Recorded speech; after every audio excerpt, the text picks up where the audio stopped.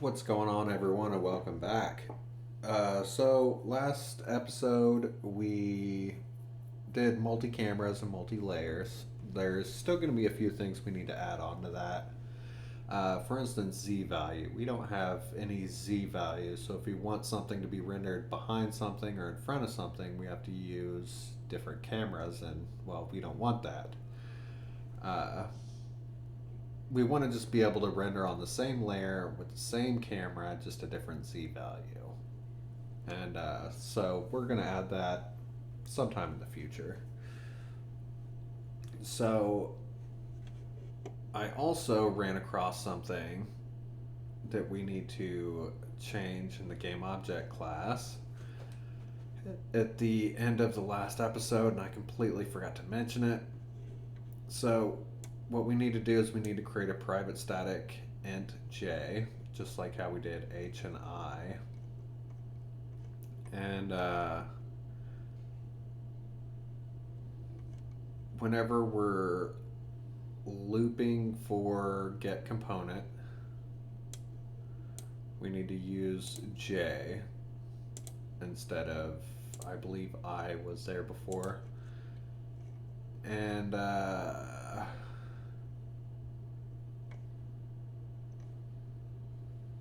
remove component, I may have to do that as well.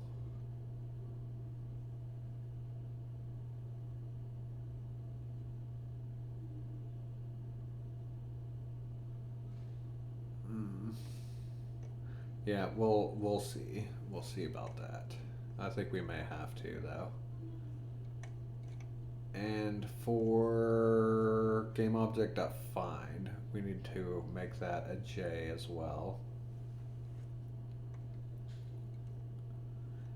And the reason why we're doing that is because if we're using it at runtime and one of our logic behaviors that's attached to a game object, whenever it updates, if we try to use it, it will crash our program. The editor works fine with it, but runtime does not. So I am still currently without internet for this makes 5 days in a row. So it's not that this is really a difficult episode. I've already recorded it before. I recorded it last night, and internet finally kicked on. So I was like, awesome. So today I would be able to upload it just fine. And then when I wake up this morning, it's completely back out again. So I went ahead and typed up everything again. Well, I left everything typed up from last night whenever I recorded it. But I need to make the video smaller because I have to use my phone's internet and connect to it from the computer as a hotspot and then upload it that way. So I want it as small as possible. So I'm going ahead and recording again and just leaving everything typed up and just explaining it. Kind of like how we do if I recorded a bunch of times and mess up. Just so that I can keep this short and upload it really quick. So while we have the game object class open, I kind of forgot to talk about what we're doing today. Today is checking if points exist inside of an OBB.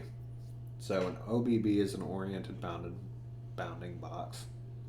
So just a rotated square or rectangle or whatever. So that's what we're doing. We're going to be using matrix 4x4 to actually put the method in there to create the corners of the square and all that stuff. So what we need to do is we need to add scale into our matrix. So it's just like how position is and rotation. We need to set that dirty. So all we're doing is setting dirty to equal 1. at the end of these scales, just like we do there. The other thing we need to do is right here under the getting the matrix, before it just said return matrix, but we need to add this right here before return matrix. So it'll say if dirty equals 1, then matrix.set transformation position rotation scale, and then set dirty to equal 0. And we can completely remove the update function that we had up here. So it's like update matrix or whatever. We can completely remove that because we're not going to be using that anymore. How we're going to use it now is if it's dirty, we're going to transform it. If it's not, we don't have to transform it. So that's how we're going to do it. It's a little bit more dynamic than actually physically calling the update. So the transformation, how we have it is right now is it's just position and rotation. So we'll need to add the scale on there. So if we go over to matrix 4x4, go over to set transformation, you'll just put vector 2s, and then all we're doing is just multiplying it by scale. So times sx, or times s dot x times s dot x times s dot y times s dot y, and that's it. And then it'll go ahead and add it into our transformation matrix. So as you can tell right here, here is our new method that that checks whether a point is inside of our matrix. Well, not checks to see if it's inside the matrix. It's going to transform a point. So let's say this is, let's say I want a sprite to be at 16 units to the right of another sprite. So if I rotate it, it's going to give me 16 units to its local right, but it's going to give me that coordinate in world space. And that's what this calculation does. So it's pretty straightforward. So it's public vector 2 transform point vector 2v, and we just create the point, and then we say p dot x equals, and then right here this is the actual x position in the matrix. Here's the y position of the matrix. So x position of the matrix plus m0, 0, and make sure you put it in this bracket, times v dot x plus negative m10 times v dot y. And then over here for the y, so it's y position of the matrix plus bracket negative m01 times v dot x plus m11 times v dot y. And we have to negate these because right here this is negative sign,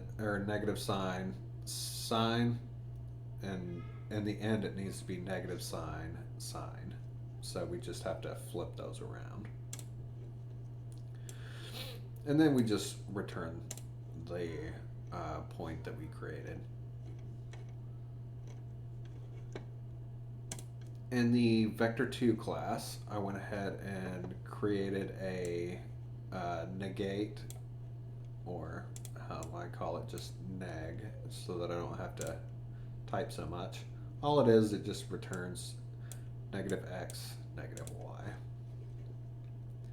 And that's all I did in the vector2 class. That way, whenever we do this function over here, we can actually just negate it.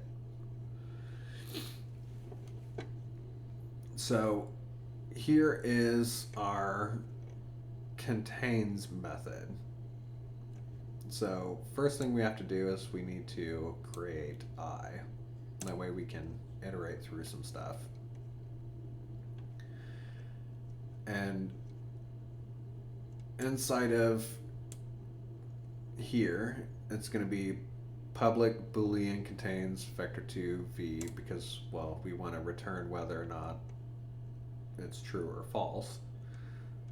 First thing we need to do is we need to set or return it to false if sprite is null. So if we have no sprite, obviously it doesn't exist inside of it.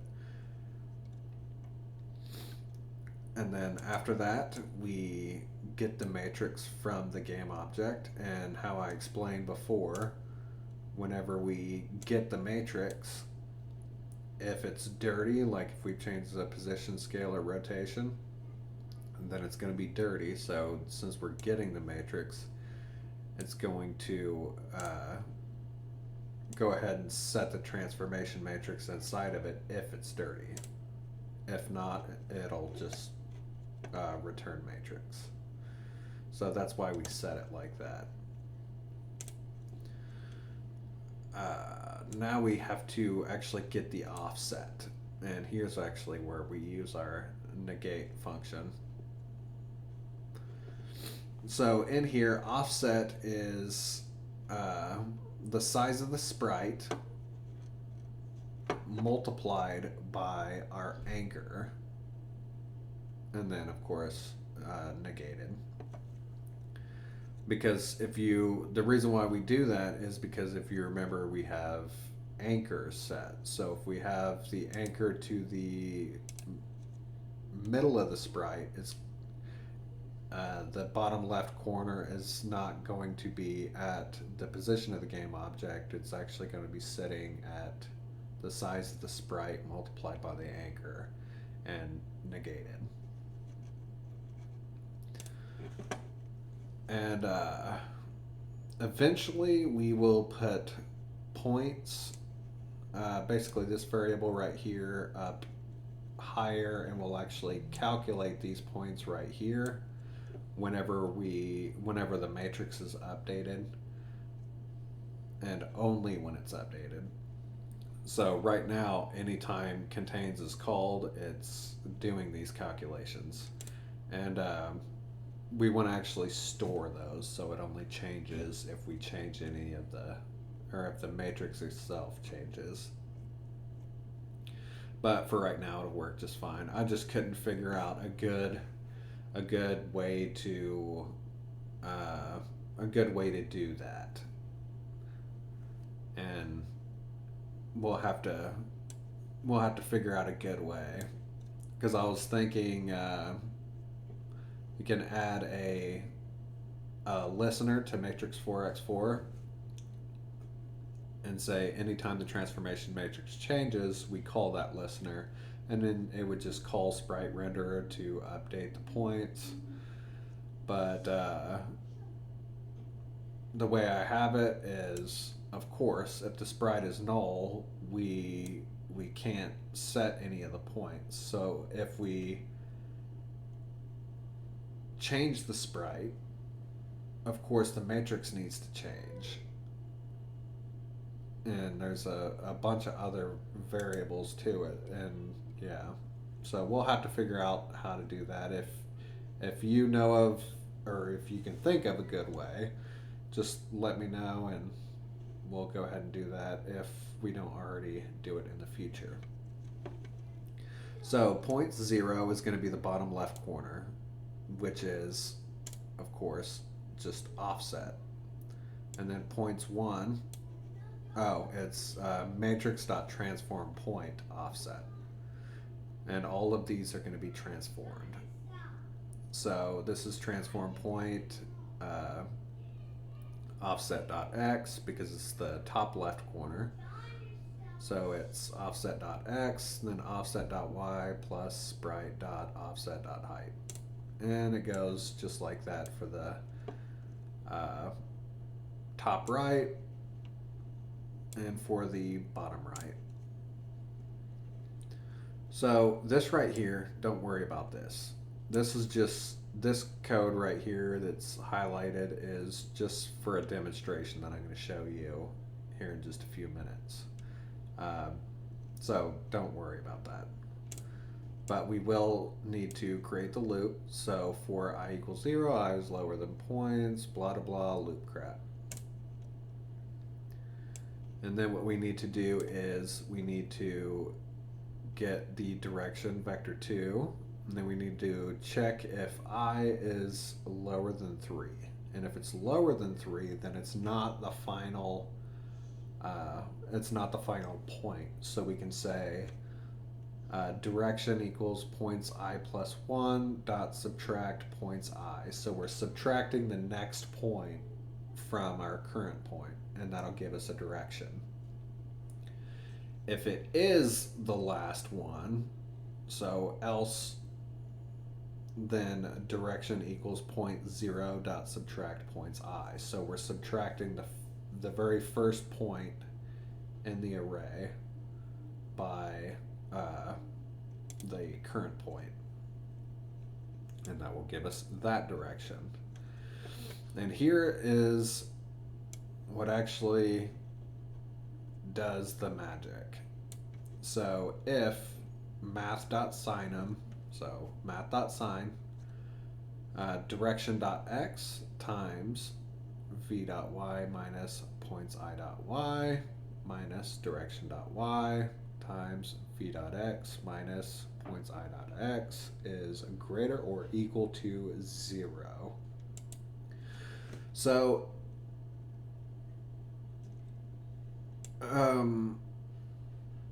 this is kind of up to you, whether it's greater or equal to or greater. I'm saying if it's greater or equal to 0, so if we're on the line of the box, it's not going to register. It's only if we're actually inside of it. But that's up to you whether you do equals or not. So whether you want it to return true if we're on the line or return false. So on here, if it's greater or equal to 0, we're returning false. Now if we go through all of these points and it has not returned, then we want to return true. And that's how that works. So now that we added scale to our matrix, we actually have to adjust the matrix. So if you click on the default game shader, then right here at the very top, it's right here, these were in brackets, and it was like pixel scale times object scale. Yeah, and we're just removing object scale. So now it's just position minus anchor and brackets times pixel scale. So I can actually remove that.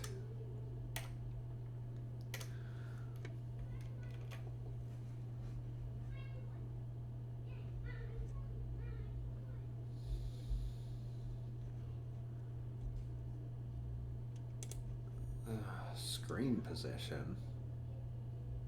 What was I using screen position for?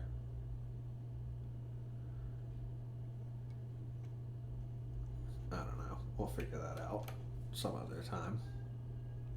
We need to remove some of those variables at some point. So we can also come up here. Oh, screen position is the game object's actual position. Okay, whatever. So we don't have to pass in scale, so we can remove that as well.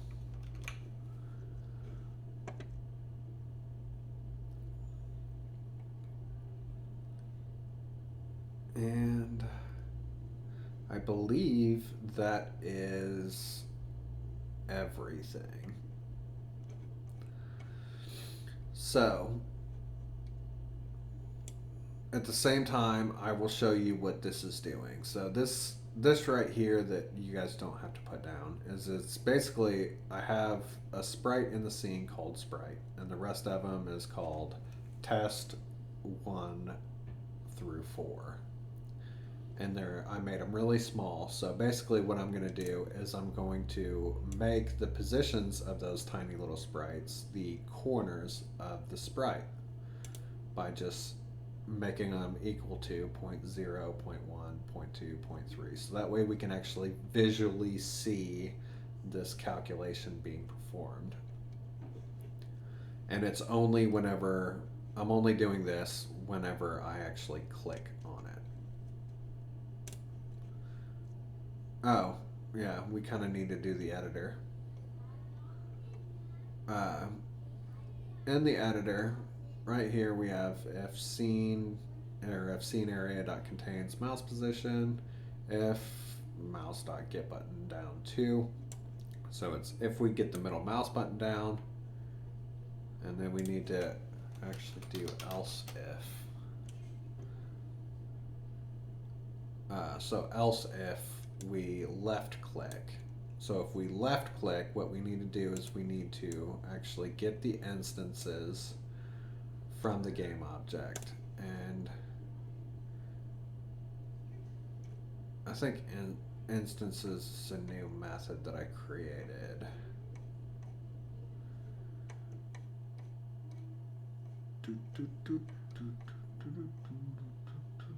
Yeah, right here. It's just public static final list game object instances return instances. That's it. Nothing special. It just gets the instances that are in the scene. So then what we need to do is we actually need to get half of the screen. So right here, and half the screen is obviously just application.width times 0.5f or divided by 2, whichever way you want to do it. I use times 0.5 just because it's faster. And application height times 0.5. So then we need to get the mouse position from the half screen, because 0, 0 is right here versus in mouse space it's way over here. So we need to say mouse position dot subtract half screen, and then we also need to add in the camera's position. So add dot add new vector 2 camera dot position dot x, and then we're actually going to be using camera position dot or negative camera position dot y, because it's inverted from the way that we draw. World space is up versus draw space is down.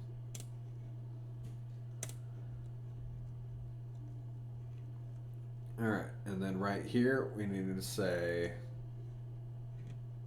actually I think we need to create a variable a right there, private static int a. And then we need to loop through it and it's lower than l.size. And then we're going to get the object inside of that list. So game object g equals l.get a. And then we need to get the sprite renderer. So sprite render sr equals sprite render g dot get component sprite renderer. And then we need to check to see if that sprite renderer is null, because if there's a game object without a sprite renderer on it, obviously it's going to be null. So if it does not equal null, then we need to check if sr.contains new vector 2 mouse pos.x and negative mouse pos.y.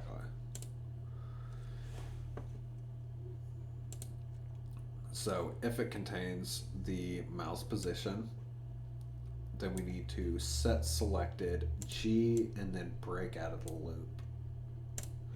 So that will allow us to actually click on any rotated sprite in the scene, and it will match up perfectly and select it. So if we go ahead and run this,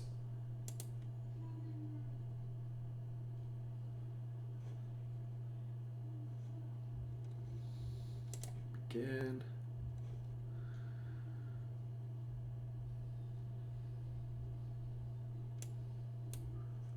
So if I click here, it will actually select it.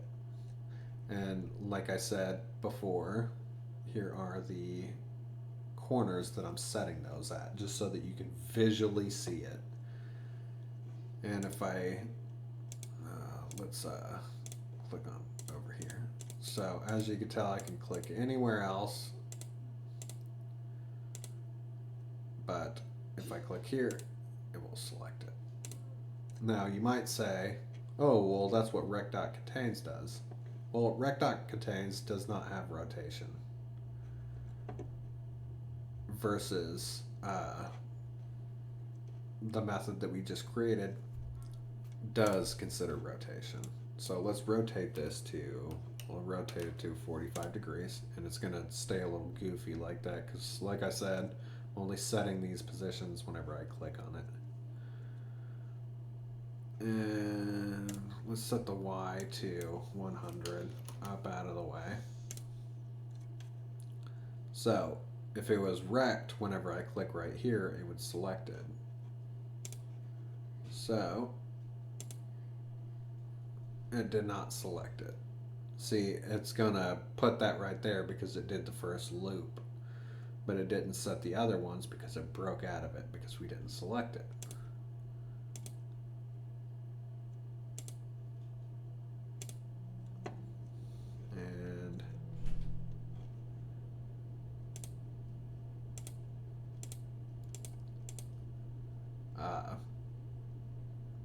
And it looped all the way around to the very last one whenever I clicked over here, or was it over here? Wherever it was, wherever I clicked on the corner. It looped all the way through it and then broke out at the last one because of the way that everything was. See, as you can tell, we're still not selected. So then whenever we click on it, then it selects it. So now we know that 100% works. And the reason also why I set this up was because I wanted to actually get into real parenting, because how we have it right now is these objects are parented to this, but if I move this over to the left, it's not going to change the position of these at all because we don't have it programmed. We have basically hierarchy parenting right now, and we actually need physical OBB parenting to, so it will need to set the position and local positions and all that. We don't have any of that set, but you know, didn't have time because, well, I'm trying to speed through this because of my internet issue. So I figured I'd go ahead and show you, and it's gonna do it just like this. So just imagine these points being a parent of these because they're separate objects. So yeah, we pretty much already did it. We just have to change a few things, the way things work, and the way we have it right now, or how we used these other ones. They're not rotated with it, they're just straight up and down.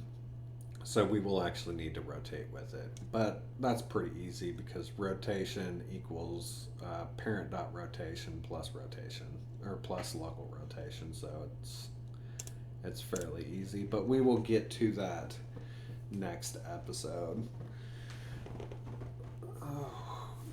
So I hope you found this informative. Oh, I guess I can show this as well. So now I moved the camera, so I moved it from its regular position, so it was sitting at 0. So if I click, it still reads it. See? So it doesn't matter where the camera is, it will pick up the click. Alright, well, thanks for watching, guys, and I will see you on the next one.